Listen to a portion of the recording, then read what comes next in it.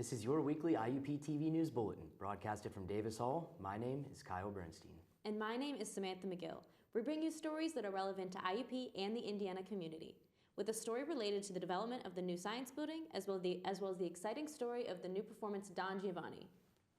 Let's begin with local news. Lawmakers in Pennsylvania may change the election law to avoid a logjam of mail-in ballots this election. This could fix the issue of extended vote counting for the presidential race. This new law will let county election officials open envelopes that contain mail and ballots before the poll closes at 8 p.m. Another TV program is currently looking for extras to film in the Pittsburgh area. Showtime is filming a series titled Rust that is based on a book called American Rust. The series will star Jeff Daniels, who is also doubling as the executive producer. The open call will be held March 1st from 9 to 4 in the David Lawrence Convention Center. Vanessa Bryant, wife of Kobe Bryant, filed a wrongful death lawsuit against the helicopter company responsible for the death of her husband and 13-year-old daughter. The lawsuit expresses that the helicopters were put in the air during dangerous air conditions that were not suitable for flight. The suit also covers the other 7 members who died while on board. Disney CEO Bob Iger has stepped down immediately following a surprise announcement. Under Iger, Disney acquired massive deals, including a $50 million merger with Fox Entertainment Business. Iger will remain executive chairman through the end of his contract. The Walt Disney Company has already named his replacement, Bob Kopchak. Iger retired at the age of 69 after 15 years. Aerojet Rocketdyne, a defense advanced research projects agency, has been granted $20 million to build a hyperglide defense system to knock any kind of rocket out of the air. They are also being granted permission to research technology for pilots to operate the aircraft from an underground bunker using eyesight and retinal movement. This technology will allow American service members to operate these systems from the ground instead of in the air. Dow Jones is on a massive down spike after the Center of Disease Control announced a warning concerning the coronavirus. In 2 days, it has dropped nearly 2,000 points and incited panic in stock market. U.S. health officials have said the spreading of the virus to the United States is not a question of if, but rather when.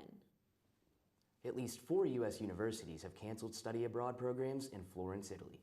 Those universities include Syracuse University, NYU, Fairfield, and Elon University. They urge students to leave Italy amid fears of the coronavirus spreading further in Europe. NYU is suspending its program until at least March, while the others have done so indefinitely. Concern over coronavirus has interfered the celebration on Ash Wednesday in Italy. Most Catholic churches across the country canceled masses over fears of the new coronavirus. However, the Vatican was going ahead with plans for Pope Francis to celebrate the Ash Wednesday ritual. This kicks off the Catholic Church's Lenten season. At least 22 people were killed and 189 injured in 3 days of clashes in New Delhi. The incidents coincided with President Donald Trump's first state visit to India. The death toll is expected to rise as hospitals continue to take in the wounded. Violence happened between 2 religious groups. They were protesting a new citizenship law that fast-tracks naturalization for foreign-born religious minorities of all major faiths in South Asia. Up next, we're bringing you news related to the new science building, as well as the opening night of Don Giovanni Opera. Stay tuned.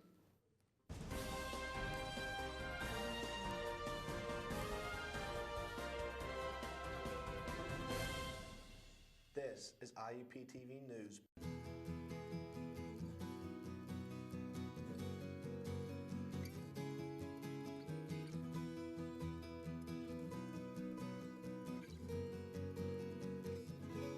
Following the Leonard Hall demolition 2 years ago, finally we know what will take its place. The new science building will benefit not only students, but also the Indiana community. Benjamin Hunt and Eric Lynch have their story. If you walk around the Oak Grove, you may have noticed new signs for the upcoming Kopchak Hall. To attract more students, IUP decided to construct new buildings to update the campus. This empty lot is the previous home of Leonard Hall that was demolished in 2018 and is a new spot for Kopchak Hall that will replace the current science buildings, Wine and Walsh. I really hope that new equipment, new facilities, new infrastructure is just going to help us keep up with some of the other schools in the state and the country. I think STEM majors are super important. The technology fields are growing really, really fast, and it's important for us to keep up. I think an investment in the new building is going to be a fantastic way to do that. The Natural Sciences building might cost up to $90 million, certainly a big amount which might affect tuition. Tuition costs have already increased nearly 3% in the last 2 years. I think the cost of $90 million will be worth it because not only will science majors be able to study and grow from the opportunities that they are having with the new science building, but also the individuals taking electives such as biology and chemistry for their original major. The new Kopchik Hall will have new features such as an open-air classroom space, along with outdoor garden, greenhouse, and a planetarium. These amenities will not only appeal to students, but to local communities as well. Construction is slated to be finished by spring 2022. This is Eric Lynch with Iup-Tv News. The rising of the opioid not what it says. Okay. The rising of opioid use and concern over addiction inspired IUP to offer education and a workshop to help students and community members not only to help themselves, but also their loved ones. Boris Shilov has the story. Throughout the semester, IUP often holds classes or workshops, not only for IUP students, but also community members. Here in the HSS building, they gather to learn how to save a life. Ann Sesti is the director of the Alcohol, Tobacco, and Other Drug program at IUP. We're here to help train students to do a couple of things. One, reduce stigma around addictions so that students are more compassionate. And secondly, to provide them with Narcan kits so if they are ever in a situation where they come across somebody who has overdosed on opioids, they will be able to help save a life. According to the National Institute on Alcohol Abuse and Alcoholism, over 1,825 college students between the ages of 18 and 24 die each year from alcohol-related unintentional injuries. The data encourages IUP to have 4 seminars this semester, ranging from understanding addiction to the use of Narcan. Some students came because of friends or family that have been affected by the opioid epidemic. Others came as first responders. But for freshman Ann Louise Gamble, the decision was inspired by a famous face. Demi Lovato nearly lost her life because of an overdose, and she is one of my idols. And thankfully she's still alive now, God bless, but that moment made me realize okay, what if we didn't have her today? I wanna be that, I just wanna help other people who are going through that same thing. Students who attended the class on Narcan learned about the life-saving drug given to reverse the effects of an opioid overdose. When the class was over, they received Narcan kits provided free of cost by the Armstrong, Indiana, Clarion County Drug and Alcohol Commission. Tina Hooker, a nurse navigator with the Open Door, was the instructor of the course, and for the past 4 years, she's been happy with the students that have come through the course. I hope nobody ever has to use a kit, but I'm glad that they have it in their hands because you don't know. You may be at a store and find somebody who needs it, or it may be a family member or someone that you know or a friend. But it just excites me when we get to have these trainings and we get to actually give the kits out and get them out into the hands of people who hopefully won't need them, but if they need them, that they're there. So far, the 2 meetings were well attended, and students have been utilizing the support group ever since. I'm Boris Shiloff reporting for Iup-Tv News. Tonight is opening night for IUP's production of Don Giovanni. Students in the Department of Music will perform in collaboration with the students of Theater by the Grove. My co-host Samantha McGill heads backstage to tell us more about this exciting production. As IUP students head into a new semester, there are many exciting activities happening on campus. One of those is none other than Theater by the Groves and IUP's Department of Music collaboration of Don Giovanni. Don Giovanni is a famous Mozart opera that is being performed by IUP music students at the end of February. IUP has also decided to put a twist on some of the design elements within the show. So in a world unlike the operas of the past, this world has to do with androids and cyborgs and technology and projections and all of these other things. But specifically, it gives the ability to talk about the interconnectedness of the human condition. Despite there being modern design choices, the director has chosen to keep the music true to the original compositions. So for a traditional opera, there's a lot of stylistic elements that are very specific about what is expected. And so with this particular design concept, we've taken a lot of those and flipped it on its head. So in some ways being honoring to the original design ideas, but at the same time giving it a fresh and modern, updated take. Working on this production can be extremely exhausting, even for me as associate sound designer, especially when it comes to working with a different department. This is a collaboration that only happens every 4 years, so for students in both departments, this is a very exciting time. It's actually been really cool. I'm working as intimacy director for this production, and to work with students who aren't as familiar with the technique but still see it working in the same way that it works in our department has been really rewarding. Make sure to grab a ticket to see IUP's production of Don Giovanni, which will run February 27th, 28th, 29th, and March 1st. Reporting from Iup-Tv News, this has been Samantha McGill. Coming up, Luke Smeltz will bring you sports news. Receiving a Jefferson Award for public service was an honor I will always cherish. I've known since I was very young that I wanted to help make a difference, but I didn't create an organization to win an award. I did it because as a teacher, I believe all kids deserve a good start and a shot at high achievement. I'm April King, a graduate of Indiana University of Pennsylvania. Get my story at iup.edu. Baseball is back as spring training is in full swing. The big news surrounding this year's spring training has been the Houston Astros cheating scandal. The Astros allegedly stole opposing teams' pitching signs by videoing the catcher. The live feed would then be relayed to the batter by way of loud bangs on a garbage can. The Astros admit to using this tactic during the 2017 season, in which they won the World Series, but deny using it after that point. Fans have voiced their opinion on the matter and are not happy with the MLB Commissioner Rob Manfred's light punishment. Going forward, it will be interesting to see if there are further retaliations against the Astros for cheating, or if this will be just one particular instance. In a double overtime thriller, IUP women's basketball took down Edinburgh 80-72. They pulled away in the second overtime period to secure a second consecutive conference victory. Here's a recap of the women's game from our reporter, Elliot Hicks. The IUP women's basketball team hosted Edinburgh last week in what was one of the most exciting matchups of the entire season. The Fighting Scots scored early and often to take a 9-0 lead on IUP in the opening minutes of the game. IUP, a well-needed timeout as they have given up the first 9 points of the game unanswered. But a few big three-pointers from Courtney Alexander put the Hawks up late in the first quarter. Edinburgh kept things close, but the Hawks went into the half with a 9-point lead. 3-shot for Cardona, and Alana Cardona will put it through. It looked like IUP was going to pull away and get an easy win in the third quarter, but the Fighting Scots, led by Michaela Barnes, did not give up easily. By the end of the third, the deficit was only 6 points, and with 5 seconds left in the fourth, Edinburgh tied the game at 58. They were very, very lucky to keep that in their hands. Going up is Schaefer, and she puts it through. This game is tied at 58. In the first overtime period of the entire season for IUP, each team traded points back and forth, with Lexi Griggs and Maura Deanna scoring for the Hawks to send the game into a second overtime.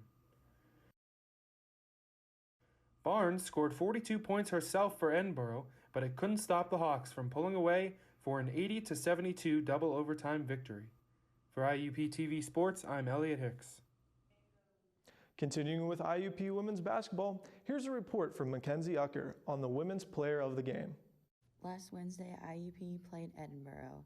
For this game, the Crimson Hawks were looking to clinch the PSAC West regular season divisional title. IUP started out on top of Edinburgh, but that quickly changed as the game went on. At the end of the fourth quarter, the Crimson Hawks were tied with the Fighting Scots at 58 points. Because of this, IUP went into double overtime and won the game 80-72. I had the opportunity to interview junior guard number 22, Justina Mascaro, who was our player of the game. Justina, you've been a human highlight reel tonight. Are you aware of how well you're playing while you're out in the court?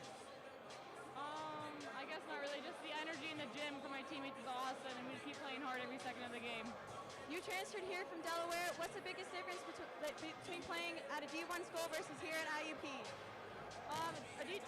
IUP is very competitive, so there's not much of a difference, honestly. The only thing is there's more of a balance between your education, your sport. Sticking with basketball, the men's team cruised to an 86-67 victory over Edinburgh. Colton Brooks brings us a game recap.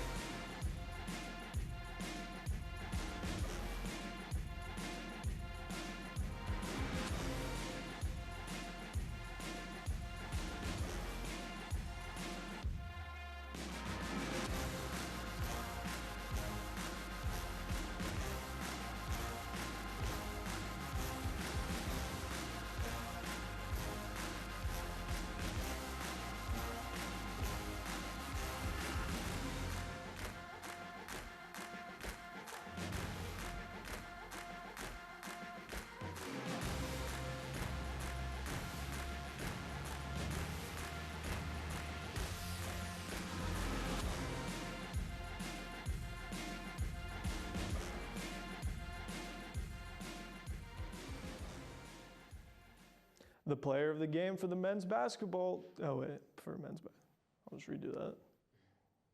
Player of the game for men's, okay. The player of the game for men's basketball is Shondale Jones. Tristan Borland has the story. Malik Miller passing it out to Shondale Jones. After transferring from New Jersey Technical Institute, Shondale Jones was unable to gain lots of on-court time. Once Chucky Humphreys went down during a January clash between Cal U and IUP, Shondale Jones was able to prove himself on the court and has been known as the sixth man ever since. A key depth piece at the guard position, Shondale Jones was able to put up 18 points against Edinboro in the Crimson Hawks' victory at home. Those 18 points came from Jones being 100% in shooting and 75% in free throws. All of this culminated in Shondale Jones receiving Player of the Game honors in the victory against the Fighting Scots. The Crimson Hawks will need these depth pieces like Jones to continue to grow if they want to make a deep playoff run. IUP women's basketball traveled to Seton Hill over the weekend and took a commanding first half lead into the locker room, up 37-17. They picked up where they left off in the first half and secured a 71-44 victory over Seton Hill. Lexi Griggs posted a double-double and led all scorers with 14 points and 10 rebounds. Now, for the IUP men's basketball team, they captured an 89-38 blowout victory over Seton Hill. IUP's Armani Foster led all scorers with 23 points on 7 for 15 shooting from the field. He was paced by Malik Miller, who turned in a 17-point performance, shooting 7 for 10 from the field. Looking ahead, the IUP men's and women's basketball team go on the road to Clarion before wrapping up their regular seasons at home against Pitt Johnstown. Communications media students had a chance to learn firsthand from a successful alumni, Scott Pitts, who visited IUP last week. Taylor Jones has the story. What have you accomplished? Even if you haven't had any hands-on experience out there in the business yet, because you are a student, maybe some of you are working students, practicums, even if you're working at Subway, what are some of your accomplishments? Students come to college with goals to become the successful professionals in their fields. Sometimes one way to do that is learning from someone who was once in their shoes.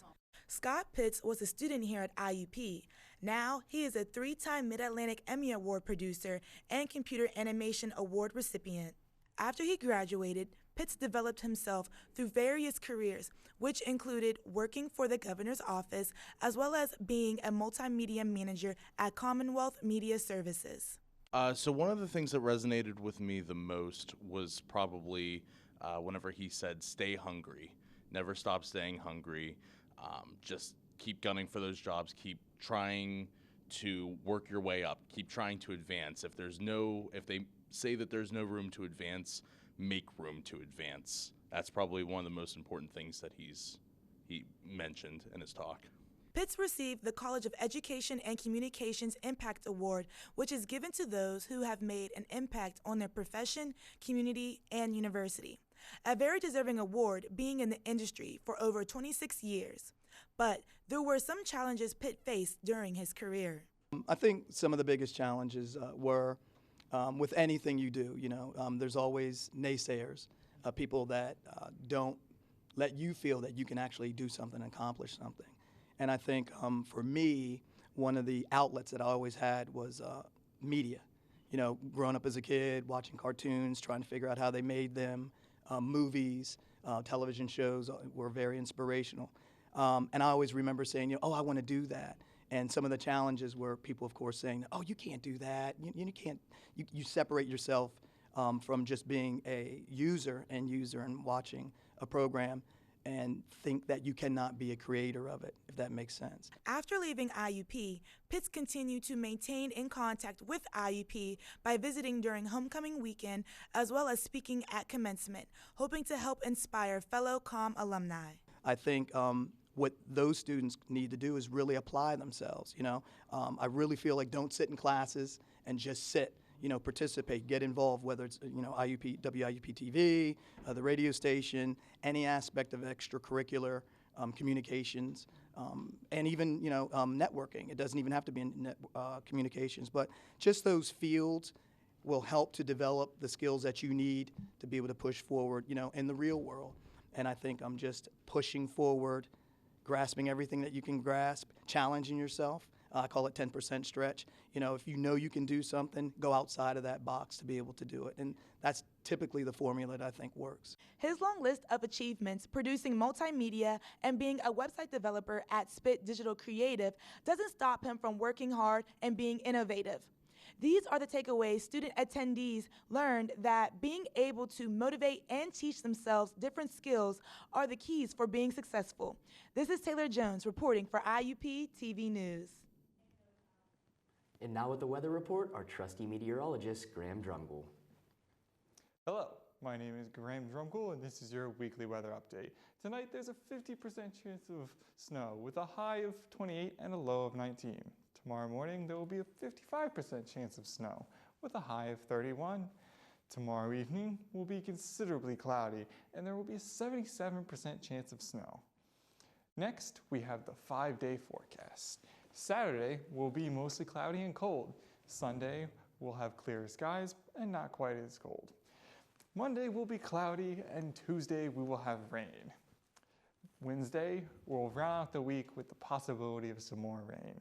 This has been Graham Drumgoole with your weekly weather update, and back to you, Sam and Kyle. Award-winning children's author Mara Ratcliffe will speak at the IUP Libraries on Monday, March 2nd from 3 to 4 p.m. in the Stabley Library, room 201. A book signing will follow the event. Tonight, hero and activist Kyle Richard will speak about bystander intervention and positive manhood at IUP's KCAC. Richards was shot twice while intervening in a sexual assault. The event will be at KCAC Arena at 7 p.m. And of course, Don Giovanni Opera has shows throughout the weekend. That's all the news we have for this week. Next week, we'll report a story on International Women's Day, as well as excitement with spring break. My name is Samantha McGill. My name is Kyle Bernstein. My name is Luke Smeltz. Tune in next week for more news. We'll see you then, Indiana.